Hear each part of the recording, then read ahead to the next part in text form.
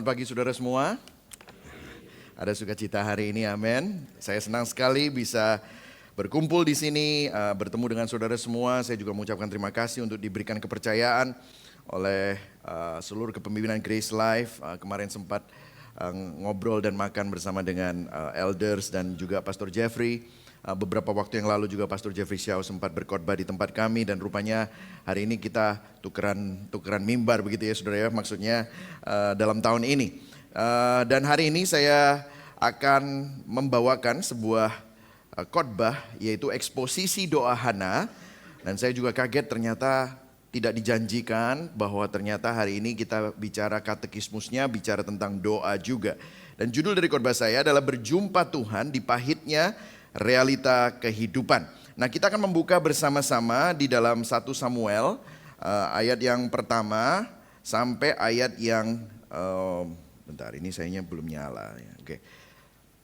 Oke, ayat yang pertama sampai ayat yang ke-18. Kita akan membaca bergantian. Saya tahu ini agak kecil, saya tidak tahu medannya saudara ya.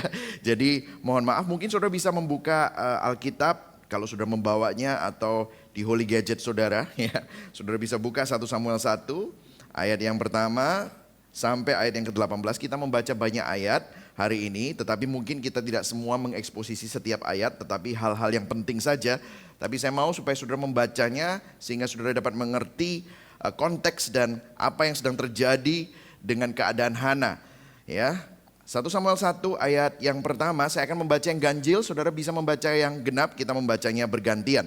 1 Timotius 1 ayat yang pertama. Ada seorang laki-laki dan Ramataim Sofim dari pegunungan Efraim, namanya Elkana bin Yeroham bin Elihu bin Tohu bin Zuf, seorang Efraim. Ayat 2 saudara. Orang ini.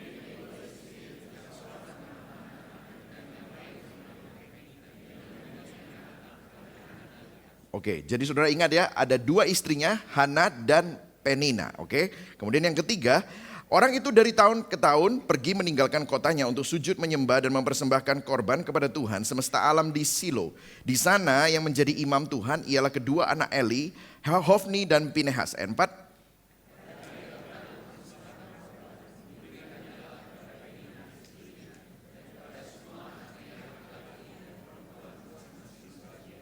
Kemudian ayat yang kelima, meskipun ia mengasihi Hana, ia memberikan kepada Hana hanya satu bagian. Nah, saya ingin memberikan note di sini, bahasa Indonesianya hanya memberikan satu bagian, tetapi bahasa aslinya dia memberikan double portion. Jadi dia memberikan dua bagian, sebab Tuhan telah menutup kandungannya. Ayat 6, saudara.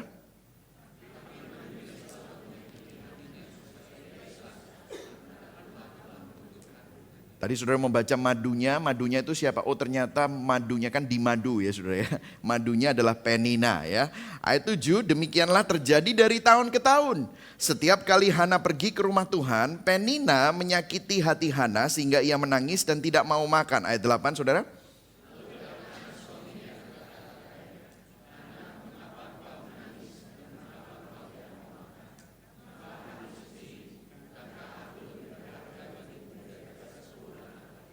Pada suatu kali setelah mereka habis makan dan minum di Silo, berdirilah Hana sebab Imam Eli duduk di kursi dekat tiang pintu bait suci Tuhan. Ayat 10.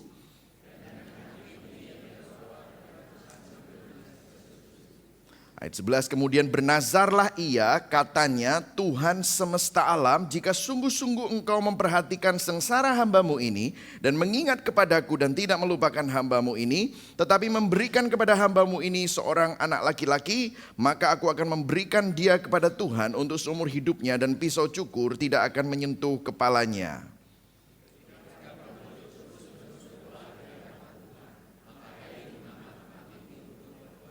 Dan karena Hana berkata-kata dalam hatinya dan hanya bibirnya saja bergerak-gerak, tetapi suaranya tidak kedengaran, maka Eli menyangkap perempuan itu mabuk. Ayat 14.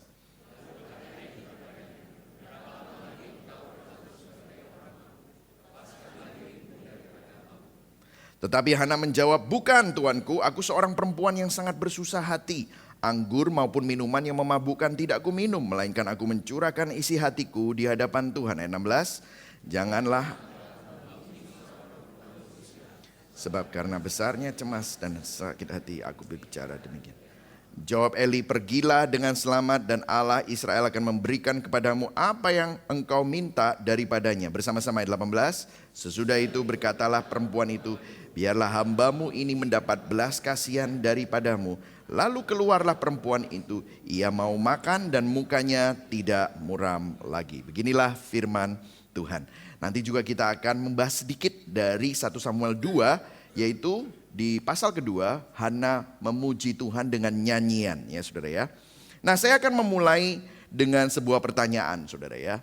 Pernahkah Anda merasa doamu terasa kosong, saudara? Pengharapan terasa kabur, jawaban atas pergumulan dan tantangan hidup yang sedang saudara hadapi, saudara minta Tuhan menjawab, saudara minta Tuhan memberikan terobosan, tetapi itu semua tidak kunjung datang, saudara. Ada saat-saat di dalam hidup ketika semua yang kita tahu tentang Tuhan seolah-olah nggak terasa lagi, saudara. Saudara mungkin masih datang ke gereja, kita masih datang beribadah, kita masih bisa mengucap syukur atas mungkin makanan, atas kesehatan, kita masih berdoa. Tapi di dalam hati ada sebuah ruang kosong yang sulit untuk dijelaskan. Kita sedang hidup di dalam realita yang pahit mungkin, ada kebedian di dalam hati, ada penantian yang panjang. Saudara mungkin kehilangan sesuatu dalam hidup. Saudara kehilangan mungkin ada yang tutup bisnisnya. Ada yang dipanggil Tuhan, orang yang saudara cintai. Atau doa-doa yang gak kunjung dijawab. Nah, Hana tahu persis rasanya. Dia mencintai Tuhan. Tetapi dia terluka oleh kenyataan hidup yang seakan tidak adil. Dia setia datang kepada Tuhan. Tapi hatinya hancur karena setiap kali dia pergi ke ibadah, dia berdoa dengan sungguh-sungguh tetapi jawaban doanya tidak kunjung datang. Nah, sebelum kita masuk ke dalam doa Hana, mari kita pahami dulu konteks dari kisah ini. Kalau saudara memahami konteks bangsa Israel, saat itu bangsa Israel berada di dalam masa yang gelap. Ini adalah zaman para hakim-hakim, saudara ya. Sebuah masa di mana seperti yang ditulis di kitab Hakim-Hakim bahwa setiap orang melakukan apa yang benar menurut pandangan mereka sendiri. Jadi ibadah tetap berjalan, tetapi hati umat Allah menjauh dari Allah. Bahkan para imam Eli dan anak-anaknya Hofni dan Pinehas pun itu mereka adalah imam-imam yang korup dan kehilangan kepekaan rohani. Dan di tengah kegelapan spiritualitas bangsa itu, yang menarik adalah kisah ini berfokus bukan pada seorang raja atau kepada seorang nabi, tapi pada seorang wanita yang tidak dikenal yang bernama Hana, yang ada dalam tekanan budaya dan juga merupakan seorang pribadi yang mengalami tekanan dan kesedihan yang mendalam. Dia gak punya anak. Dan di budaya kuno Israel, dia bukan sekedar gak punya anak secara biologis, karena ini dianggap kutukan, saudara. Nilai seorang wanita diukur dari berapa banyak anak yang dia lahirkan. Dan disinilah muncul sebuah paradoks Injil. Karena Tuhan memilih bekerja bukan melalui kekuatan politik, bukan melalui sebuah kisah dari seorang raja atau satria, tapi lewat air mata seorang perempuan yang dianggap tidak berarti. Ini menunjukkan bahwa Tuhan memilih menyoroti bukan orang kuat, bukan orang hebat, bahkan penguasa, tetapi seorang wanita yang pada zaman itu adalah seorang yang dianggap second class, seorang yang biasa, bukan darah biru, tidak berarti, bahkan mandul, yang saat itu dianggap kutuk. Hana datang ke hadapan Tuhan dengan hati yang hancur. Justru di tempat yang gelap itulah Tuhan memulai sesuatu yang besar. Bukan hanya bagi Hana, tetapi untuk rencana penebusannya. Kalau saudara perhatikan cerita ini, Hana adalah ibu dari Samuel yang akan menjadi seorang nabi. Nabi Samuel yang akan mengurapi Raja Daud. Dan dari Daud inilah lahir seorang Mesias. Jadi kalau sudah perhatikan, ini sebuah kisah yang merupakan prekursor atau merupakan cerita di awal seorang nabi yang akan mengurapi raja yang akan menjadi leluhur dari Yesus Kristus. Nah, poin saya ada 3 hari ini, saudara. Yang pertama adalah kepedihan hati Hana, dan kita akan belajar bagaimana ternyata kepedihan hati Hana itu relate dengan keadaan kita semua. Dan yang kedua adalah ada suatu perubahan dalam hati Hana. Dari doanya kita bisa melihat ada sesuatu terjadi dalam hati Hana. Dan kemudian yang ketiga, kita akan belajar rahasia Injil. Karena dalam kepedihan saudara perlu memandang kepada sesuatu untuk saudara menemukan pengharapan. Dan saudara akan melihat itu ada rahasia Injil dalam nyanyian pujian Hana. Nah, saya akan mulai yang pertama, kepedihan hati Hana. Yang siap belajar katakan yes. Nah, oke. Nah, kita akan mulai dari ayat 10 ya, dikatakan begini. Dengan hati pedih ia berdoa kepada Tuhan sambil menangis terseduh-seduh. Saudara, kata hati pedih di sini bahasa aslinya Ibrani adalah mara nefesh, yang artinya kepahitan jiwa, jiwa yang pahit getir. Kata-kata ini mara itu muncul juga di kitab Rut. Rut 1 ayat 20. Kalau saudara masih ingat, Rut punya mertua namanya Naomi. Naomi kehilangan suami, kehilangan anak-anaknya, dia mau pulang. Nah, Rut ini menantunya seorang bukan Israel, Moab. Tapi saking pahitnya dia bilang sama Rut, Naomi bilang, namaku sekarang bukan Naomi tapi Mara. Apa artinya Mara? Pahit. Nah, inilah yang dinamakan kepahitan yang mendalam. Nah, kata-kata yang sama dipakai oleh penulis dari Samuel, 1 Samuel ini mengatakan bahwa hati Hana itu begitu pedih. Bahkan menangis di sini adalah meraung. Saudara mungkin bisa bayangkan seorang wanita yang pedih hatinya dan meraung-raung. Ini merupakan sebuah scene yang tidak enak untuk dilihat. Nah, mungkin pertanyaannya begini saudara, kenapa kok Hana begitu hancur? Nah, tadi saya sudah sempat jelaskan, karena di zaman itu nilai wanita diukur dari jumlah anak yang ia lahirkan. Mungkin saudara perlu tahu, kenapa sih kok anak itu begitu penting? Karena begini saudara, ekonomi keluarga di zaman itu bergantung sama banyaknya tenaga kerja. Anak sama dengan tenaga kerja. Artinya kalau banyak anak punya banyak masa depan. Nggak punya anak berarti nggak punya keamanan ekonomi karena nggak ada yang kerja buat keluarga. Nggak ada status sosial, nama keluarga juga tidak diteruskan. Jadi bagi masyarakat kuno, perempuan tanpa anak itu nggak berguna. Bagi budaya itu berhala terbesar adalah keluarga dan keturunan. Jadi penderitaan Hana bukan sekedar emosional tetapi juga eksistensial. Karena seluruh identitasnya runtuh. Nah, mungkin apa aplikasinya bagi kita hari-hari ini? Mungkin dunia sudah berubah, banyaknya anak bukan lagi menjadi ukuran apakah saudara diberkati atau tidak. Tetapi logika yang sama masih berlaku saudara, betul? Kita mencari jaminan hidup, status, identitas dari hal-hal yang bisa memberikan kita rasa aman. Pekerjaan kita, kekayaan kita, reputasi kita, status kita. Apa kata orang tentang kita? Apakah kita dianggap hebat? Apakah kita berprestasi? Apakah kita kaya atau dianggap sukses? Ini adalah berhala budaya yang mungkin berbeda dengan saat itu. Tetapi sama saja. Karena ini adalah berhala yang mendorong manusia untuk mencari identitas dan kepuasan di luar Tuhan. Mari sama-sama kita cek. Plus ada drama di balik kepedihan Hana. Tadi waktu kita baca bersama-sama saudara bisa merasakan kayak sedang menonton sinetron saudara. Karena kalau saudara perhatikan ada 2 istri. Elkana ternyata punya 2 istri. Nah sekali lagi ya, kalau Alkitab mencatat seperti ini bukan berarti ini sesuatu yang normatif. Ini narasi ya saudara ya. Tuhan bukan berarti mengizinkan poligami. Tetapi saya mau tekankan ini hanyalah narasi. Tapi kita bisa melihat ada suatu prinsip yang kita bisa pelajari. Elkana punya 2 istri namanya Hana dan Penina. Dan madunya yaitu Penina itu selalu menyakiti hati Hana dan membuat Hana gusar karena Tuhan telah menutup kandungannya. Nah, apa yang kita bisa lihat dan tarik aplikasinya? Karakter Penina ini dan karakter Hana ini menarik saudara. Karena begini, Penina punya banyak anak tetapi kurang dikasihi. Karena nggak dibilang bahwa Penina dikasihi oleh Elkana. Tapi Elkana ditulis di sini sangat mengasihi, bahkan sangat mengasihi Hana. Dikasih double portion lagi. Tetapi tidak punya anak. Nah, kalau saudara perhatikan di sini, ini Alkitab menulis seperti ini karena apa? 2 perempuan ini menggambarkan 2 cara dunia untuk mencari arti hidup, saudara. Nah, saya jelaskan satu-satu. Penina melambangkan berhala, status dan prestasi. Wanita seperti Penina di budaya itu dianggap sebagai seorang pahlawan karena banyak anak. Jadi Penina bukan hanya sekedar tokoh antagonis, tetapi dia adalah simbol dunia yang menekan. Dia punya anak, dia berprestasi, Dia bahkan mungkin pamer terhadap prestasinya. Tapi dia gak punya kasih. Dia mewakili budaya yang berkata, kamu tidak berharga kalau kamu gak berhasil. Lihat apa yang kumiliki untuk mendapatkan kasih itu. Peninnah represent the idol of success to get love and approval. Itulah Peninnah. Dan kalau saudara lihat Hana, mungkin ada orang-orang yang berkata, oh aku gak perlu jadi orang sukses. Tapi lihat, selama aku dicintai, aku berarti.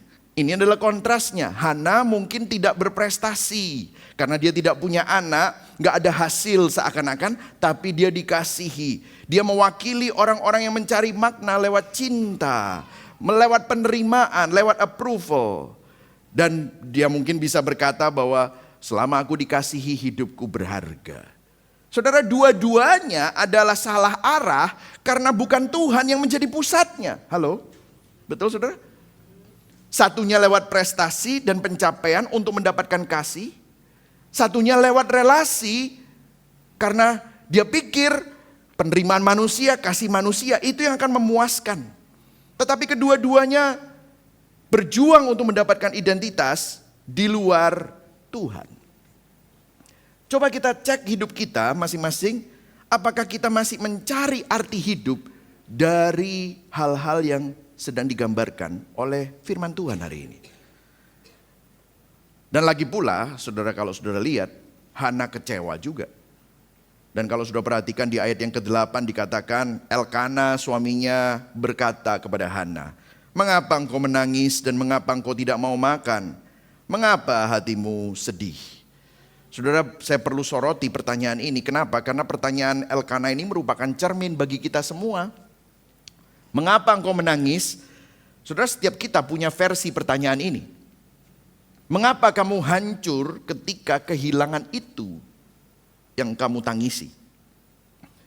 Kenapa kamu begitu kecewa saat kamu tidak mendapatkan kenaikan pangkat yang kamu tunggu-tunggu?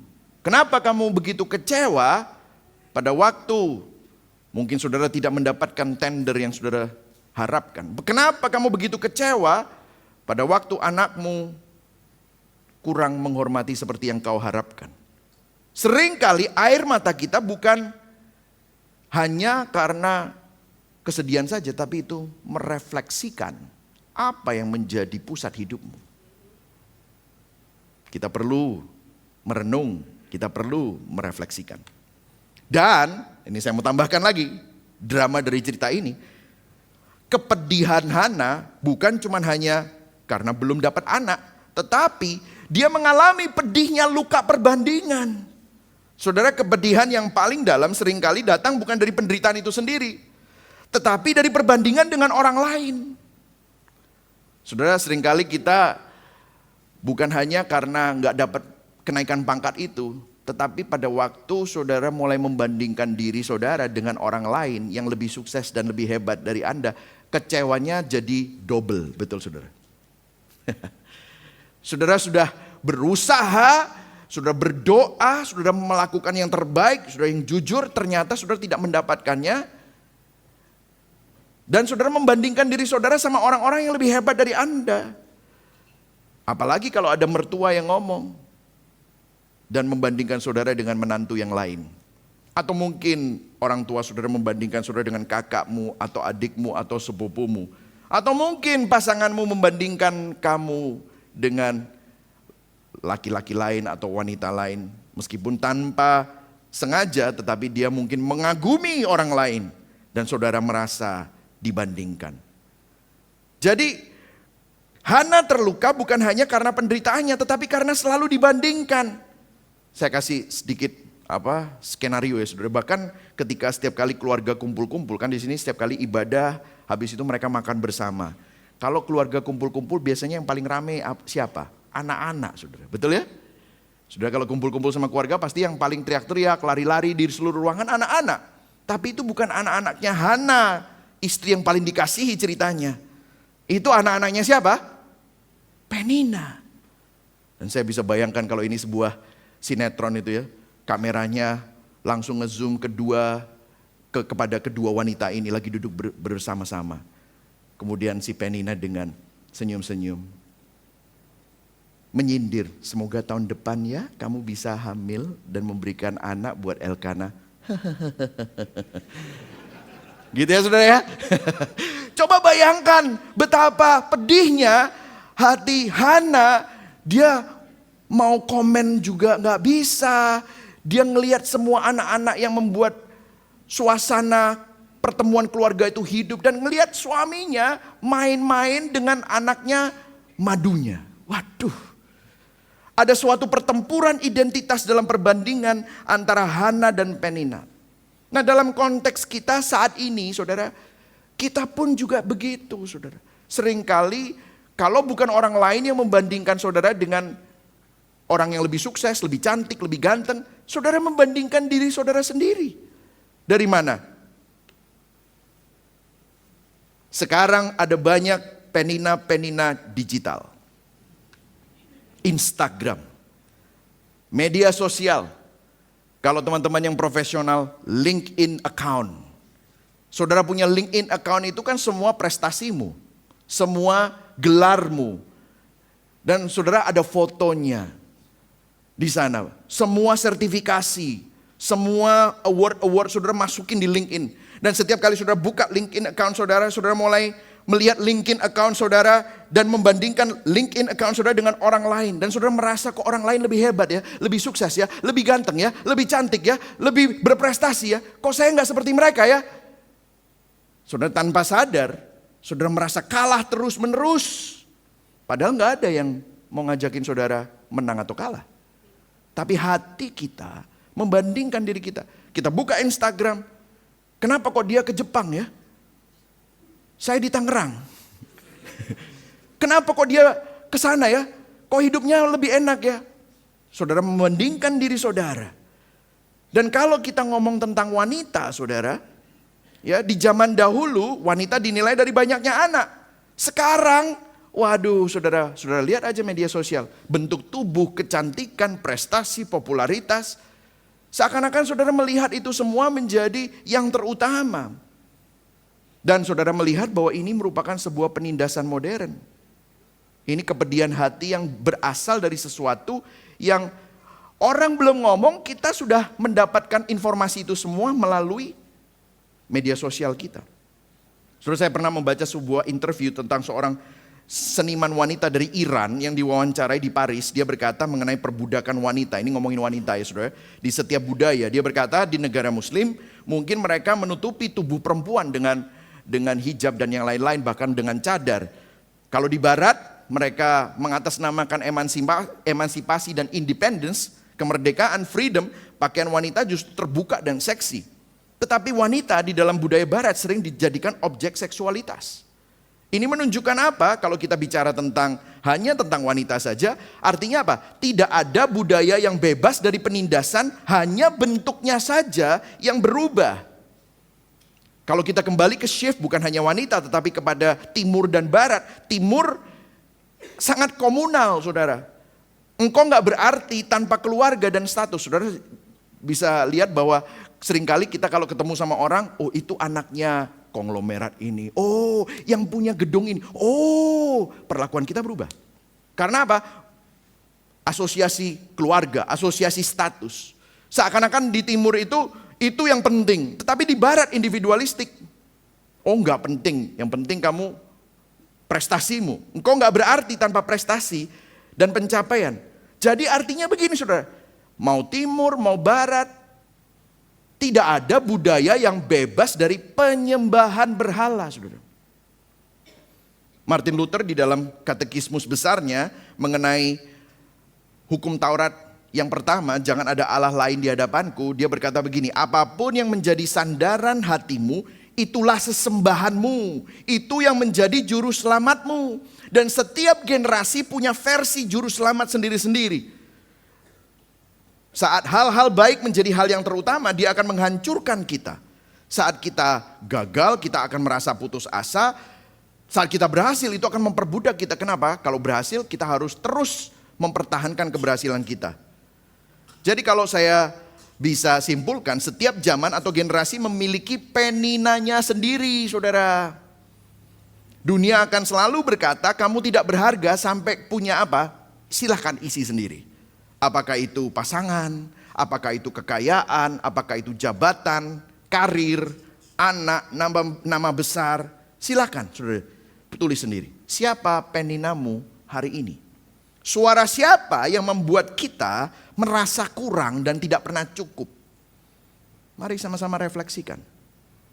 Supaya hari ini kita bisa mengembalikan pusat dan bertobat. Sehingga kita memberikan pusat ini kepada Tuhan lagi. Nah, kembali kepada teks kita mengenai keadaan Hana yang penuh kepedihan dan kepahitan. Kalau kita kumpulkan semua ini dan kita mulai melihat lapisan-lapisan luka Hana yang begitu kompleks. Dia bukan hanya sedih karena gak punya anak, tetapi ada penderitaan yang berlapis-lapis. Kalau saya mau memberikan anatomi kepedihan luka Hana, ini seperti ini. Secara ekonomi Hana gak punya anak, maka dia tidak punya masa depan. Secara sosial, dia gak punya anak, dia gak ada harga diri dan kehormatan. Karena pada saat itu harga diri seorang wanita itu diukur dari berapa banyaknya anak. Secara emosional, tanpa anak dia gak punya makna hidup seakan-akan. Karena ya dia cuma hanya sendiri dan suaminya saja. Suaminya malah memadu dia. Secara spiritual, nah ini yang paling pedih. Tanpa anak seolah Tuhan diam dan tidak mengasihi dia. Saudara, luka yang terdalam Hana bukan karena Tuhan tidak memberi anak saja. Tetapi karena dia merasa Tuhan tidak memperhatikan dia dan tidak mengasihi dia. Dan ketika hati manusia terluka sedalam itu, dia mungkin berdoa. Kalau hati saudara begitu insecure, mungkin saudara masih berdoa. Tapi perhatikan di sini, seringkali doa kita bukan bentuk penyerahan kepada Tuhan, melainkan cara untuk memaksa Tuhan. Begitulah Hana berdoa di awal. Dia datang berdoa, tapi doanya lahir dari hati yang ingin memperbaiki keadaannya. Bukan hati yang mau menemukan Tuhan dalam keadaan dan kepedihannya itu. Nah, mungkin saya perlu pause di sini dan bertanya sama kita semua. Kapan doa kita jadi salah arah? Karena tadi katekismusnya kita sedang berbicara tentang doa. Ketika kita berdoa bukan untuk mendapatkan Tuhan. Namun untuk memaksa Tuhan memberi apa yang kita anggap sebagai juru selamat. Di situ doa kita salah arah. Sebenarnya kalau saya bisa simpulkan, kita meminta Tuhan untuk memberkati berhala kita. Mungkin saudara sedang berdoa sungguh-sungguh untuk minta pemulihan keluarga. Kelihatannya bagus. Tetapi kalau tujuannya supaya saudara mendapatkan harga diri kalau keluarga saudara baik-baik. Bukan supaya Allah dimuliakan. Maka di situ saudara sebenarnya sedang mencari sesuatu yang lain selain Tuhan. Orang yang berdoa sungguh-sungguh untuk minta terobosan keuangan. Bahkan mungkin bilang, nanti kalau aku dapat terobosan keuangan, aku pasti sumbang untuk church plantingnya Grace Life. Mungkin saudara bilang begitu. Tapi saudara dalam hati bilang, sambil menyelam minum air lah. Saya juga mau beli ini dan beli itu. Tujuannya untuk hedon. Sekalian memuliakan Tuhan. Kemuliaan dibagi dua. Jadi sebenarnya kita meminta Tuhan untuk memberkati apa yang kita anggap sebagai juru selamat. Karena saudara berpikir kalau saya dijawab doanya, saya akan dihormati orang. Saudara lupa bahwa saudara sebenarnya tidak layak untuk menerima hormat. Tetapi Tuhan yang mengasihi saudara, membuat saudara jadi berharga melalui karyanya. Jadi doa bisa tampak rohani namun digerakkan oleh berhala hati. Saudara. Nah, apa yang terjadi? Tiba-tiba ada sesuatu terjadi. Nah, kita tidak tahu apa yang sedang terjadi dalam hati Hana, tetapi begini. Pada suatu kali setelah mereka habis makan dan minum di Silo, berdirilah Hana. Sepertinya Roh Kudus ini berbicara. Dan bahasa Inggrisnya bukan hanya berdiri, tapi Hana arose. Hana bangkit. Nah, dalam bahasa Ibrani kata arose atau bangkit itu selalu menandai tindakan iman. Nah, disinilah kita masuk dalam poin yang kedua. Ada sebuah perubahan dalam hati Hana. Dari mana saya tahu bahwa Hana arose itu adalah a switch. Ada perubahan hati. Karena begini, waktu saya membaca beberapa komentari, saya melakukan studi terhadap perikop ini, ada seorang yang namanya Robert Alter, yaitu The Art of Biblical Narrative.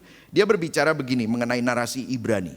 Ketika seseorang bangkit dalam narasi Ibrani, contoh seorang yang nangis, seorang yang pedih hati, seorang yang meratap, kemudian dia bangkit, tulisannya dia bangkit, itu artinya ada sebuah tindakan iman.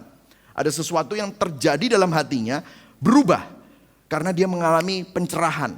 Kalau dalam bahasa kita sekarang illumination, ada revelation gitu ya. Itu menandakan titik balik suatu keputusan iman. Nah, apa yang menjadi perubahan hati Hana? Bangkit dari apa? Disinilah kita bisa melihat bahwa Hana berhenti pasif di bawah tekanan budaya. Dia menolak dua sumber identitas dunia.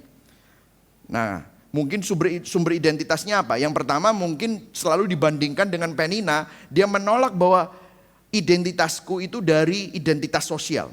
Berhala sosiologis. Bahwa aku perlu diakui oleh orang untuk membuat aku berharga. Dia menolak itu.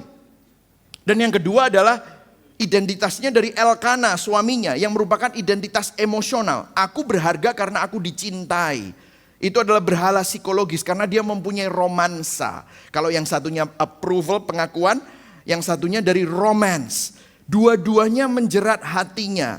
Orang timur juga cenderung memberhalakan keluarga, reputasi, nama baik. Orang barat mengidolakan cinta, kebebasan, pencapaian pribadi. Hana menyadari bahwa dia nggak mau melakukan itu. Saudara, kita pun juga perlu menyadari saat kita mencintai sesuatu lebih daripada Tuhan, pada akhirnya kita akan kehilangan Tuhan dan sesuatu itu, saudara. Saya kasih contoh, kalau seorang profesional membangun jati dirinya atas keberhasilan, seorang business owner membangun jati dirinya atas kesuksesan dari bisnisnya, artinya dia akan berkata bahwa nilai diriku adalah seberapa berhasil, seberapa sukses aku di mata orang. Nah, pada waktu Anda memberhalakan itu, sesuatu lebih daripada Tuhan, saat karir saudara gagal, saat bisnis saudara gagal, saudara akan kehilangan arti hidup, saudara akan kehilangan jati diri. Dan bukan cuma hanya kehilangan jati diri, saudara juga kehilangan Tuhan. Karena apa? Karena saudara sudah meninggalkan identitas saudara di dalam Kristus, dalam kasih karunia Tuhan, saudara mencari identitas dan jati diri kepada hal-hal lain. Saya kasih contoh selain yang lain. Ketika seorang menjadikan pacarnya, pasangannya sebagai pusat hidupnya, dan berkata, asal aku dicintai oleh dia, aku bahagia. Begitu hubungan itu retak, karena orang yang Anda harapkan untuk mencintai Anda juga orang berdosa, maka saudara akan melihat akan ada kekecewaan. Dan mungkin saudara akan melihat bahwa tiba-tiba jati dirimu hilang. Tapi saudara juga pasti kehilangan Tuhan karena cinta saudara udah bergeser dari Sang Pencipta kepada ciptaan. Saya kasih contoh satu lagi mengenai anak dan keluarga. Kalau anak dan keluarga, bagus gak kita jadikan pusat hidup? Ya, anak dan keluarga adalah titipan Tuhan. Baik, tapi kalau itu dijadikan pusat hidup, maka saudara akan membuat dan berpikir, sebagai orang tua, anakku harus perfect, anakku harus sehat, anakku harus gemuk, anakku harus sukses, anakku harus pinter, anakku harus berhasil. Nanti kalau ketemu sama orang, aduh anaknya kok kurus ya. Ini bukan kurus, sehat gitu. Tapi nanti kalau anaknya, wih lucu ya anaknya gemuk. Tapi nanti kalau dia besar, kok anaknya gemuk? Kalau kurus kekurusan, gemuk kegemukan. Saudara akhirnya selalu menjadi insecure. Supaya apa? Dianggap berhasil. Anak pun bisa tumbuh di bawah tekanan. Karena apa? Anak saudara paksa untuk menjadi penyelamat saudara. Sehingga identitas orang tuanya itu diproyeksikan kepada anak. Pada akhirnya anak akan memberontak. Sang anak akhirnya mengecewakan orang tuanya. Dan apa yang terjadi? Orang tuanya akan hancur. Dan of course akan kehilangan Tuhan juga. Kenapa? Karena selama ini kita menjadikan keluarga kita Tuhan kita. Nah saudara mengenai anak ya, Tim Keller pernah berkata begini di dalam bukunya The Prodigal God. If you build your life on your children, maaf ya mungkin terlalu kecil ya saya bacakan yang Inggris. No child can bear the weight of being your savior. Jika kau membangun hidupmu di atas anak-anakmu, kamu akan menghancurkan anak-anakmu. Tidak ada anak-anak yang sanggup mengemban beban menjadi penyelamat kita, saudara. Nah, disinilah Hana menolak untuk menjadikan Penina sumber identitasnya lebih menang dari Penina ataupun Elkana sumber identitasnya. Hana menolak keduanya dan hatinya mulai berpaling dari dunia kepada Tuhan. Dan muncul doa Hana yang baru. Dikatakan begini, di sini saya mau saudara perhatikan the law of first mention. Hukum pertama kali dimention di Alkitab. Tiba-tiba dari doa Hana muncul kata-kata Tuhan alam semesta. Bahasa aslinya adalah Yahweh Sabaoth. Ini pertama kalinya dalam Alkitab muncul sebutan Yahweh Sabaoth. Hana sadar bahwa Tuhan yang mengatur semesta dan bintang-bintang juga memperhatikan air matanya. Hana menuangkan emosi terdalamnya kepada atribut Tuhan. Hana bukan berdoa kepada Tuhan yang kecil lagi dengan permintaan yang kecil lagi, tetapi kepada Tuhan yang besar dengan tujuan yang besar. Emosi Hana masih ada, tapi emosinya diserahkan kepada Tuhan. Kepedihan hatinya dibawa kepada Tuhan di dalam doa. Dan kemudian apa isi doanya setelah dia berkata, Yahweh Sabaoth, Tuhan semesta alam. Kalau engkau memperhatikan aku, kalau engkau mengasihi aku, dikatakan apa? Berikan kepada hambamu ini seorang anak laki-laki. Mungkin sudah bilang, doanya masih sama, minta anak. Tidak, saudara. Perhatikan. Maka aku akan memberikan anak itu, dia kepada Tuhan. Untuk seumur hidupnya, dan pisau cukur tidak akan menyentuh kepalanya. Jadi terjadi perubahan dalam tujuan doa Hana. Dulu Hana menuntut Tuhan dengan kehendaknya sendiri. Sekarang doa Hana berubah. Dia berserah kepada Tuhan, dia berserah pada kehendak Tuhan. Dulu sebelum perubahan itu, Tuhan menjadi sarana untuk Hana memperoleh kebahagiaan. Bagaimana itu? Tuhan, jika engkau memberiku anak, aku akan bahagia. Itu dulu doanya. Tetapi sekarang dia berkata, Tuhan engkaulah kebahagiaanku. Kalau engkau memberikan aku anak, aku akan serahkan anak itu kepadamu. Dan ini bukan modus, benar-benar asli. Doa Hana bukan transaksi tetapi ada transformasi. Perubahan sejati dalam doa terjadi bukan ketika keinginan kita dikabulkan, tetapi saat keinginan kita ditundukkan di bawah kedaulatan Allah. Di bawah kehendak Allah. Nah, perhatikan di ayat 11 tadi dikatakan bahwa pisau cukur tidak akan menyentuh kepalanya. Artinya dia menjadi anak Nazir. Nazarite. Anak untuk Tuhan. Saudara, anak Nazir, tadi saya sudah jelaskan kenapa kok perlu banyak anak di zaman itu. Karena banyak anak berkontribusi kepada ekonomi keluarga. Anak Nazir gak bisa berkontribusi pada ekonomi keluarga. Karena anak Nazir harus tinggal di bait Allah, gak boleh kerja. Memberikan seluruh hidupnya untuk Tuhan. Dengan doa itu Hana menyerahkan segalanya. Masa depan ekonomi, keamanan keluarga, bahkan kasih keibuannya. Sekarang Hana menginginkan anak itu untuk misi Tuhan. Bukan mengkaitkan anak itu dengan jati dirinya atau identitasnya. Suatu motivasi yang mulia. Semua motivasi budaya dan keinginan yang berasal dari berhala untuk memiliki anak telah hilang. Akhirnya, kalau saya bisa memberikan kesimpulan, akhirnya aman untuk Hana memiliki seorang anak. Kenapa? Karena dia tidak akan menjadikan anak itu sebagai juru selamatnya. Dia tidak akan membuat anak itu menjadi penyelamatnya. Saudara, kita bisa mengambil aplikasi loh di sini. Saudara, keluarga kita bukan penyelamat kita. Keluarga kita di tangan Tuhan. Yang setuju katakan amin. Biarlah kita berdoa seperti ini, saudara. Biarlah anakku, biarlah keluargaku, bukan untukku, tapi untukmu Tuhan. Dan saudara bisa replace that with anything. Biarlah hubunganku, biarlah bisnisku, biarlah pelayananku, para pemimpin, biarlah kepemimpinanku, orang-orang yang aku pimpin bukan untukku tetapi untukmu Tuhan. Banyak orang tua, banyak business owner, banyak profesional menjadikan anaknya, keluarganya, bisnisnya, profesinya menjadi proyek identitas. Tapi doa Hana mengingatkan, Tuhan pakailah semua yang aku miliki bagi kerajaanmu. Walaupun mungkin aku berarti harus belajar untuk tidak berusaha mengendalikan segala sesuatu. Saudara, doa ini perlu diucapkan oleh kita semua. Jangan biarkan pelayananmu, pekerjaanmu, bahkan anak-anakmu menjadi berhala dalam hidupmu. Tanda hati Hana berubah adalah mukanya tidak muram lagi, ayat 18. Saudara perhatikan di sini, shalom sejati datang bukan dari perubahan keadaan, namun dari perubahan hati saat menemukan pusat yang baru. Muka yang tidak muram di sini adalah visible sign of grace.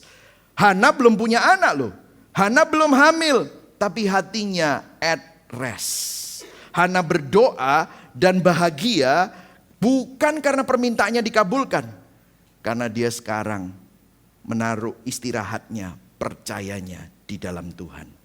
Iman adalah istirahat di dalam janji Allah, bahkan ketika kita mungkin belum melihat penggenapannya. Nah, saya perlu pause sedikit di sini. Aplikasi bagi kita ya. Semua orang kepingin sukses ya saudara. Tapi saya mau bertanya sama saudara di sini. Kapan sukses itu aman atau berbahaya? Saudara semua ingin bahagia ya. Keluarga yang bahagia, semuanya sehat, pekerjaan berhasil, sukses. Kapan sukses itu aman atau justru berbahaya? Sebelum hati diubah oleh Injil, keberhasilan atau kesuksesan bisa menghancurkan. Karena seringkali kita menjadikan kesuksesan itu menjadi penentu nilai diri. Banyak orang tidak siap dengan keberhasilan dan kesuksesan. Karena keberhasilan dan kesuksesan itu menguji dan mengekspos siapa yang menjadi pusat hidup kita. Banyak orang Kristen kadang-kadang lebih bisa menghadapi kegagalan, tapi belum siap menghadapi kesuksesan. Karena kesuksesan menunjukkan siapa yang menjadi pusat hidupmu. Jadi saudara, ketika kita menaruh keinginan sukses, keinginan diakui, keinginan kaya menjadi pusat hidup kita, maka hal itu akan sangat berbahaya saudara. Setiap berkat bisa menjadi berbahaya jika tidak diletakkan di bawah salib Kristus. Tapi ketika salib Kristus jadi pusat, kita bisa sukses atau berhasil tanpa sombong. Karena kita tahu itu semua karena kasih karunia Tuhan. Tapi pada saat kita gagal pun kita gak putus asa. Karena kita tahu Allah turut bekerja dalam segala sesuatu, termasuk dalam kegagalanmu. Kita percaya bahwa Tuhan tetap baik. Setelah Hana menyerahkan anaknya kepada Tuhan, Allah tidak hanya memberi Samuel, tetapi memakai Samuel, anak itu, untuk menulis bagian dari sejarah keselamatan. Samuel menjadi nabi yang mengurapi Daud, garis keturunan Mesias. Saudara, ketika kita berhenti menggunakan Tuhan untuk mendapatkan keinginan kita sendiri, maka Tuhan akan menggunakan hidup kita bagi kemuliaannya.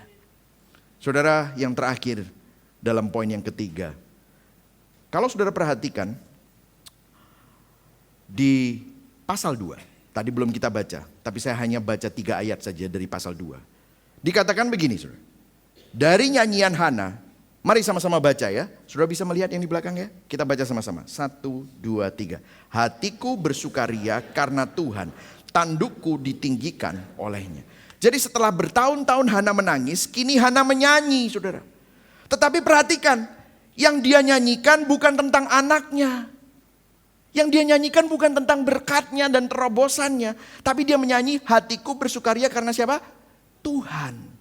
Dia gak berkata, akhirnya aku punya anak. Dia gak berkata begitu. Tetapi hatiku bersukaria karena Tuhan. Inilah bukti perubahan hati yang sejati. Ketika pusat sukacita kita berpindah dari pemberian menuju kepada sang pemberi. Amin saudara. Ketika Tuhan tidak lagi hanya berguna, tetapi Tuhan menjadi indah. Itulah artinya hatimu sudah menemukan pusat yang benar. Coba cek hati kita. Nah, coba kita lanjutkan. Di sini ada rahasia Injil yang luar biasa. Di sini akan menolong kita untuk memandang kepada siapa. Selanjutnya, nyanyian Hana berkata begini. Busur pada pahlawan telah patah. Pahlawan itu orang kuat, saudara. Tapi busurnya patah. Tetapi orang yang terhuyung-huyung, orang lemah, pinggangnya berikatkan kekuatan. Dia berkata bahwa orang yang lemah justru akan dikuatkan oleh Tuhan. Kemudian ayat yang ke-8, dia menegakkan orang yang hina dari dalam debu Dan mengangkat orang yang miskin dari lumpur, orang hina, orang miskin, didudukkan dia bersama-sama dengan para bangsawan dan membuat dia memiliki kursi kehormatan. Inilah tema dari nyanyian Hana. Kalau saudara baca pasal 2, yang kuat dikalahkan, yang lemah ditinggikan, yang kenyang justru lapar, tetapi yang lapar justru dikenyangkan, yang mandul melahirkan anak banyak. Saudara, di sini kita bisa melihat pola nyanyian Hana menyingkapkan pola kasih karunia Allah. Pola Injil selalu merupakan pembalikan dari nilai dunia. Tuhan bekerja bukan lewat kekuatan, tapi lewat kelemahan. Tuhan tidak mengangkat yang hebat, tetapi justru yang lemah, justru yang rendah hati diangkat. Kalau sudah perhatikan cerita Alkitab, setiap kali Allah menyelamatkan, dia membalik cara dunia melihat keselamatan dan kemuliaan. Kalau sudah perhatikan cerita inkarnasi Yesus Kristus, inkarnasi tidak terjadi di Yerusalem yang megah atau di Roma yang powerful, tetapi di kota yang paling kecil yang namanya Bethlehem. Yesus tidak lahir di tahta istana, tetapi di kandang dan di palungan. Yesus tidak menyelamatkan dengan flexing kekuatannya, kekuasaannya, tapi mati tergantung di salib dalam kelemahan. Pola kasih karunia selalu bergerak turun dulu sebelum mengangkat kita naik. Dunia berkata, naiklah kamu, climb the ladder of success, maka kamu akan berharga. Tapi Injil berkata, akui kegagalanmu, akui kepedihanmu, akui keberdosaanmu, maka Tuhan akan meninggikanmu. Itulah melodi kasih karunia yang Hana nyanyikan. Dan puncak dari semuanya itu, puncak dari pembalikan itu belum terjadi di masa Hana. Tapi lewat nyanyiannya, dia tanpa sadar sedang menubuatkan sesuatu yang jauh lebih besar. Bukan tentang dirinya, bukan tentang bangsa Israel, tapi tentang sang raja yang akan datang. Petunjuknya ada di ayat 10b di dalam nyanyian Hana. Dikatakan, ia huruf besar memberi kekuatan kepada raja yang diangkatnya dan meninggikan tanduk kekuatan orang yang diurapinya. Kata-kata Ibrani orang yang diurapinya artinya adalah Mesias. Hana tanpa sadar menyanyikan nubuatan tentang Yesus Kristus, raja sejati yang akan datang. Dari lahimnya lahir Samuel, nabi yang mengurapi Daud, dan dari garis keturunan Daud ini Mesias akhirnya datang. Air mata seorang wanita yang dianggap tidak berguna, mandul, wanita yang seharusnya ditolak, menjadi salah satu cerita dari karya penebusan bagi seluruh dunia. Dan nyanyian Hana menjadi benih bagi nyanyian Maria, dan nubuatannya menjadi salah satu gema kabar baik Injil di perjanjian lama. Kalau tadi saudara kita baca di ayat 8, Tuhan mengangkat yang hina dari dalam debu. Siapa yang hina ini? Siapa yang diangkat dari dalam debu? Banyak pakar Alkitab yang menyimpulkan bahwa ini adalah gambaran Yesus Kristus yang dihina, dibuang di tempat yang hina dari dalam debu kotoran. Saudara tahu di mana Golgota? Golgota adalah tempat pembuangan sampah di luar kota Yerusalem. Disitulah Yesus disalibkan. Yang Maha Tinggi turun ke tumpukan abu dan debu dunia. Di Golgota, di tempat kriminal dieksekusi, Yesus disalibkan. Dunia melihat kehinaan, tapi disitulah Allah membalikkan segalanya. Yesus Kristus masuk ke dalam debu. Yesus Kristus masuk ke dalam kehinaan. Yesus Kristus menjadi kutuk. Seperti orang pikir Hana dikutuk. Kenapa dia melakukan itu? Supaya melalui Kristus saudara diangkat. Melalui Kristus saudara diselamatkan. Melalui Kristus saudara ditebus dari kutuk dan dijadikan miliknya. Di cerita Hana kita melihat bayangannya. Di salib kita melihat penggenapannya. Hana menyerahkan anaknya kepada Tuhan. Tetapi Allah Bapa, karena begitu besar kasih Allah akan dunia ini, sehingga dia mengaruniakan anaknya yang tunggal, supaya barang siapa yang percaya tidak binasa, Tidak hidup di bawah kutuk, tetapi memperoleh hidup yang kekal. Supaya dari dalam kehinaan, dari dalam kebobrokan kita, dari dalam kegagalan dan kelemahan kita, dari dalam kematian anaknya, muncul kemenangan, muncul pengharapan, muncul kemuliaan kasih karunia Allah yang menebus saudara dan saya, yang menebus orang yang rapuh seperti kita, yang merengkuh kebobrokan orang-orang yang gagal seperti saudara dan saya. Itulah keindahan Injil. Dan saudara tahu kalau saudara sekarang mengalami penderitaan, setiap penderitaan orang percaya adalah miniatur dari salib dan kebangkitan. Allah juga sedang menulis kisah pembalikan yang sama di hidupmu. Penderitaan orang percaya bukan akhir, tetapi pintu yang membuka kepada kemuliaan yang lebih besar. Karena Allah tidak pernah menyia-nyiakan air mata umatnya. Saudara, nyanyian Hana memberikan kita petunjuk. Tuhan bukan hanya membalikkan keadaan, namun juga membalik cara kita melihat makna hidup. Di dunia yang kekuatan adalah segala-galanya, dalam Injil, kalau saudara lemah, kalau saudara mengalami penderitaan, kalau saudara mengalami brokenness, itu justru pintu kasih karunia. Hana bernyanyi bukan dalam hidup yang sempurna, tetapi dia menemukan Tuhan di dalam luka dan kepedihan. Melalui kepedihan, Tuhan membentuk pujian. Biarlah ini menjadi pola hidup kita. Kalau saudara mengalami itu, Tuhan sedang membentuk pujian dalam hidupmu. Inilah pola Injil.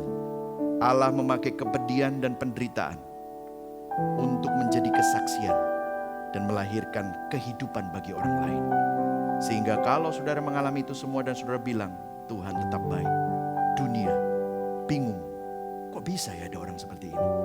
Disitulah Injil bersinar dalam hidupmu. Saudara, saya pernah berada di dalam masa di mana saya terus berdoa, tapi Tuhan seolah diam. Waktu itu saya pikir Tuhan sedang menghukum saya. Saya pikir Tuhan tidak mengasihi saya. Tetapi di situ saya belajar, sebenarnya Tuhan sedang mengundang saya untuk mengenal Dia.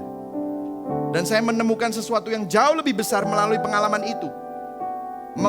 Bahkan lebih besar daripada jawaban doa yang saya tunggu-tunggu. Saya menemukan Tuhan sendiri. Dan mungkin Tuhan sedang melakukan hal yang sama di hidupmu hari ini. Dia bukan menghukummu, tapi sedang mengundangmu untuk mengenal siapa Dia. Amin, saudara. Pertanyaan reflektifnya, saudara, sebelum kita berdoa. Mari sama-sama kita bangkit berdiri, saudara.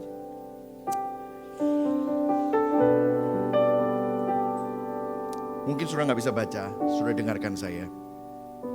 Apa hal baik yang selama ini menjadi pusat dan menjadi nilai dirimu, yang ketika kalau Tuhan izinkan diambil darimu, membuatmu merasa hancur? Pertanyaannya begini, mau gak kita serahkan hal itu di bawah kasih Kristus, supaya Kristus kembali menjadi pusat hidup kita? Amin. Yang kedua, apakah doa-doa kita lebih sering minta kepada Tuhan untuk mengubah keadaan kita? Atau mungkin sekarang setelah saudara mendengar kabar ini, saudara minta Tuhan, ubah hatiku Tuhan. Siapkah kita berkata, Tuhan Kau cukup bagiku, bahkan sebelum Engkau menjawab doaku? Dan kalau saudara mengalami kepedihan, di bagian hidup mana Tuhan sedang memakai kepedihan itu untuk membentukmu, bahkan bisa memberkati orang lain? Apakah engkau percaya bahwa di dalam Kristus tidak ada penderitaan yang sia-sia? Mari sama-sama kita berdoa. Bapa di dalam surga, terima kasih hamba-Mu berhenti berbicara hari ini. Tetapi biarlah melalui cerita Hana ini, kami melihat pola Injil, keindahan Injil.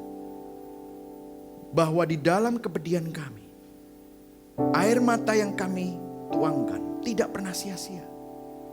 Ampuni kami Tuhan, seringkali kami memaksa Engkau untuk memberkati apa yang menjadi penyelamat palsu kami. Tapi hari ini kami bertobat. Ambil waktu untuk bertobat, saudara. Biarlah Tuhan menjadi Tuhan. Tuhan kembali menjadi pusat. Biarlah kami tidak membandingkan diri kami dengan orang lain. Biarlah kami tidak menjadikan hal-hal yang fana menjadi penyelamat palsu kami. Tapi hari ini Tuhan, kami melihat Engkau yang paling berharga bagi hidup kami, Tuhan. Terima kasih Tuhan. Dan Tuhan, hamba-Mu berhenti berbicara, tetapi biarlah Injil ini terus terngiang-ngiang dalam hati kami.